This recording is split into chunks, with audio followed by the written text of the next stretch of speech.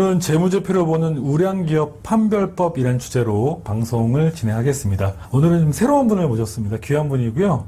최수윤 자문위원님입니다. 오늘은 어떤 기업이 우량 기업인지 판단하는 방법을 한번 얘기해 보도록 하겠습니다. 모든 기업에 다 적용되는 것이 아니고 여기서는 중소기업에 포커스를 한번 맞춰보도록 하겠습니다. 거래 당사자 입장에서 봤을 때 안정성이 높은 기업이 우량 중소기업이다라는 말씀을 드리고 싶어요. 내가 거래하는 이 기업이 내가 계속 믿고 거래할 만한 기업이냐, 이것이 제일 중요할 것 같아요. 그래서 성장성, 수익성 다 우량 중소기업의 조건이겠지만 오늘은 안정성에 초점을 두고 말씀을 드리도록 하겠습니다. 안정성이 높은 회사를 뭘로 판단을 하느냐? 재무제표를 보고 한번 판단을 해보도록 하겠습니다. 일단 5년 이상을 보시는 걸 추천을 드려요. 난 죽었다 깨나도 5년을 못 보겠다. 그럼 3년 정도는 보시는 것을 권해드립니다. 그러면 왜 이렇게 긴 기간을 봐야 되느냐? 경영자의 위험에 대해 어떻게 관리하는지, 그 경영자가 위험에 대해서 어떤 태도를 가지고 있는지. 기업이 잘 될 때는 상관이 없습니다. 그렇지만 기업의 어떤 위험의 징후가 보이고 기업이 어려움에 빠졌을 때 이 사람이 어떻게 대응하는지를 한 5년 정도 보게 되면 재무제표만 가지고도 좀 알 수가 있습니다. 그래서 맨 먼저 볼 것은 경기와 사업성과의 상관관계. 경기하고 사업성. 그리고 두 번째가 많이들 보는 자본과 이익 구조가 진짜 안정적이냐. 그다음에 세 번째로는 이제 현금 흐름이 안정적이냐. 이렇게 세 가지를 순차적으로 보시면 어느 정도 경영자가 위험에 대해서 어떻게 대응하고 있구나. 이 사람은 내가 신용도를 볼 때 믿을 수 있는 사람인지 그렇지 않은지 판단할 수 있을 거라고 생각이 듭니다. 다음 페이지로 가서 이번에 소장님께 다시 한번 제가 질문을 드리겠습니다. 여기 1번의 곡선이에요. 호황기 때는 굉장히 좋아졌다가 불황기 때는 나빠지고, 다시 또 호황기 때 좋아졌다가 불황기 때 나빠지는 1번의 기업이 있습니다. 두 번째 2번의 기업은 호황이든 불황이든 상관없이 꾸준하게 이렇게 돈을 버는 기업이 있어요. 어떤 기업이 좋은 기업일까요? 저는 2번 쪽이 더 투자를 한다는 측면을 보게 되면 낫지 않을까 싶은데요. 그러니까 안정적인 기업이라고 하면은 여기서처럼 안정적 영업이익을 창출하고 불황기에 실적이 좋은 회사, 이럴 것 같은데 사실은 그렇지는 않습니다. 왜냐하면 기업이 경기랑 상관없이 나 경기 따위 필요 없고 실적을 꾸준히 낼 수 있다, 이런 회사는 없습니다. 그럼 뭐냐면 이 2번 같은 회사는 불황기일 때 이 차이를 어떻게 해서든지 메꿔요. 이렇게 억지로라도 영업을 독려를 해서 막 밀어내기를 한다라든지, 이렇게 억지로 불황기일 때 메꿔놓고 그 메꿔놓은 것을 호황기일 때 수습을 합니다. 그러니까 이렇게 호황기 불황기 상관없이 꾸준하다, 이 얘기는 결국 믿을 수 없는 기업입니다. 신뢰가 없는 기업이라도 어떻게 보면 할 수 있습니다. 왜냐하면 재무제표에 대해서 신뢰성이 좀 떨어진다라는 게 제 생각이고요. 가장 좋은 기업은 호황기 때 돈을 벌고 불황기 때 또 돈을 잃기도 하지만 곡선 자체가 높은 데 있는 기업이었으면 가장 좋은 기업이에요. 그러니까 호황기 때 불황기 때 상관없이 안정적인 수익을 내는 기업이 아니고, 이 기업 자체가 불황기에도 일정 수익을 내고 호황기엔 더 많은 수익을 내는 기업. 삼성전자를 보시면 이해가 가실 거예요. 그래서 이렇게 안정적인 회사는 재무적인 안정성에 대해서 보다 면밀한 검토가 필요하고요. 특히 이게 심해진 기업은 보면, 제가 예전에 신용평가를 할 때 호황기 때보다 불황기 때 수익성이 더 좋아요. 왜 그러냐고 물어보면 대답을 하려다가 막혀가지고 더 이상 말씀을 못 하세요. 그런 경우도 나오고 있기 때문에 잘하는 기업들은 또 본인이 왜 잘했는지를 설명 못 할 수도 있어요.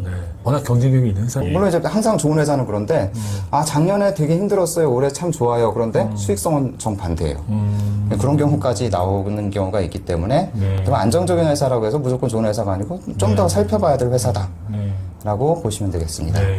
자, 그럼 그 다음에 보실 것들은 여기 이제 자본과 이익 구조의 안정성에 대해서 여러 지표들이 있는데, 보통 부채 비율만 좋으면 좋은 회사다라고 생각을 하시는 경우가 있는데, 안정적인 회사다, 또 안정성 면에 좋은 회사다. 근데 부채 비율은 제가 보기에는 어떻게 보면 좋은 지표가 아니라고 저는 생각이 되고요. 차입금 의존도, 차입금이 총자산 중에 어느 정도냐, 보통 우리나라 기업들 한 30% 정도가 일반적이고요. 고정자산 장기적 합률, 그러니까 고정자산하고 그 다음에 고정적인 자금 조달 수단이죠. 자금 조달 수단이라고 보면 이게 어느 정도 비율이 되느냐.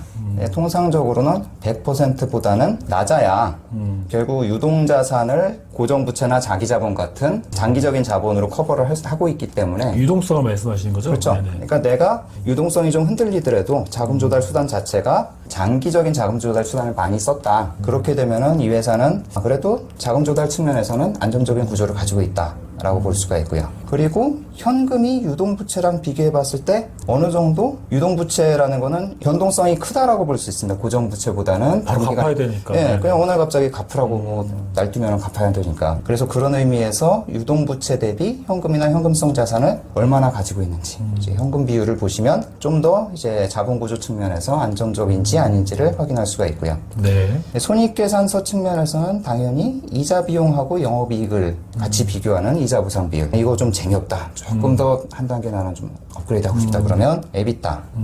그러니까 여기 보시면 이제 뭐 인터레스트, 그다음에 텍스. 여기까지 이 EBIT이 영업이익에 대한 어떻게 보면은 뭐 유사한 개념이라고 보시면은 네. 이 D, 네.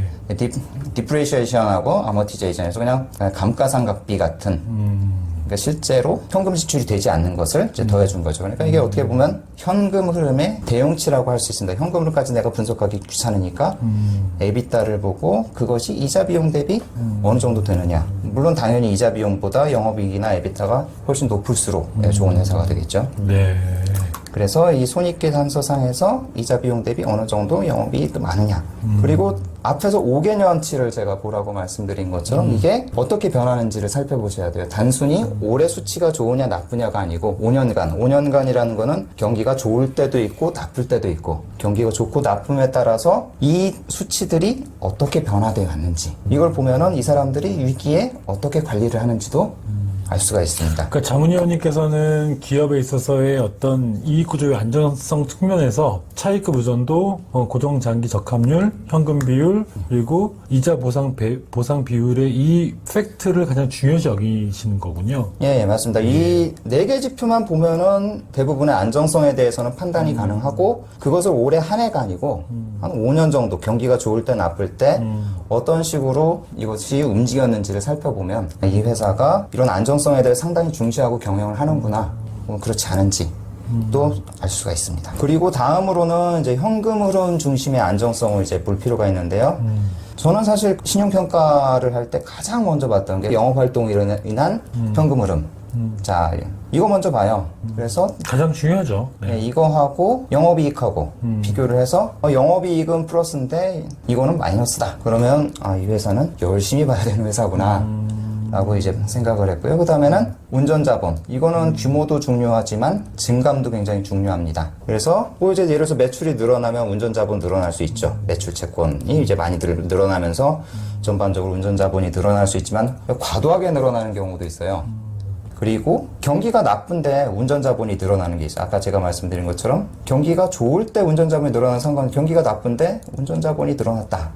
아니 이걸 뭐 열심히 팔 수 있는 상황도 아닐 텐데 이거는 뭔가 이제 밀어내기라든지 비정상적인 방법을 썼다라고도 이제 볼 수가 있죠.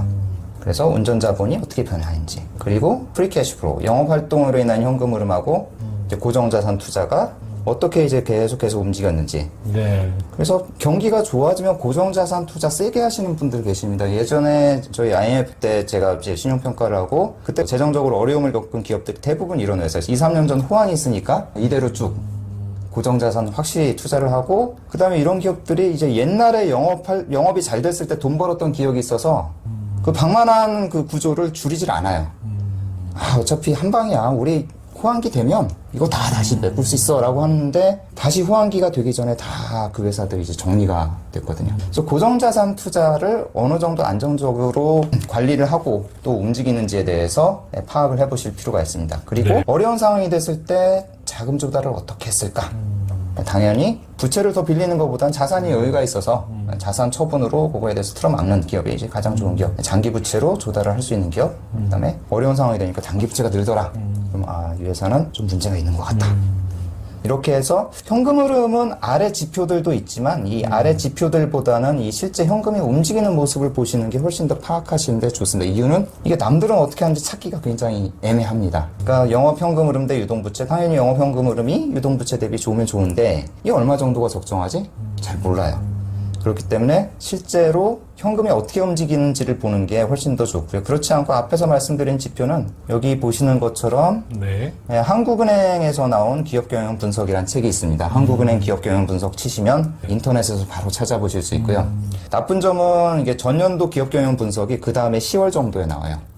그러니까 연초가 되면은 작년 게 아니고 그 전에 거를 계속 봐야 되기 때문에 네네. 약간의 시차는 있지만 참고로 봤을 때는 여기 보시는 것처럼 그 비유동 장기 적합률, 이제 고정 장기 적합률이라고 하는 비유동 장기 적합률의 경우에도 18년, 19년, 20년에 어느 정도 비중이 되는지. 네. 이것은 이제 중소제조업체입니다. 여기 나오는 중소제조업체들의 수치입니다. 그렇게 이렇게 수치를 다 볼 수가 있기 때문에 매출 채권 대 매입 채무 뭐 이런 것도 알 수가 있고요. 그다음에 이자 보상 비율도 제가 보시는 것처럼 200에서 한 300 이렇게 되죠. 그래서 300 정도를 한 유지해야 이 회사는 평균 정도 하고 있구나라는 걸 알 수가 있고요.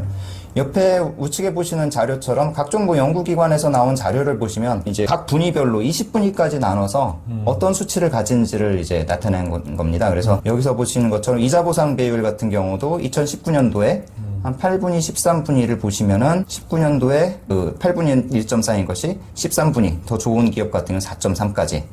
그래서 이런 걸 보시면은 아, 우리 회사가 어느 정도 있는지 그 판가름을 할 수 있는 그런 지표들이 있습니다. 그리고 우리 회사뿐만이 아니고 거래손들도 아, 저 정도면은 이 회사가 좋은 회사인지 나쁜 회사인지 잘 관리되는 회사인지 이런 지표들이 있기 때문에 현금 흐름을 제외하고는 이런 지표를 중심으로 관리를 하시면 될 것 같습니다. 근데 장모님 궁금한 게 있습니다. 이게 우량 기업을 판별하는 굉장히 중요한 팩터를 말씀해 주셨는데 예. 그 외감 기업만 이게 검색이 되지 않나요? 이 수치 자체는 외감 기업 중심으로 정리가 되어 있는 건 맞고요. 예. 그렇지만 이제 중소기업 같은 경우에도 여기서 보시는 것처럼 이게 중소기업을 대상으로 하고 있기 때문에 한국은행 기업 경영 분석 같은 경우는 충분히 어떻게 보면은 내가 이제 벤치마킹하는 수치로 파악할 수가 있습니다. 그럼 우리 회사의 위치가 어디 있는지를 네네. 이 오늘 말씀해 주신 개념을 가지고 네네. 판단할 수 있지 않을까 예. 그런 생각이 듭니다. 네, 맞습니다.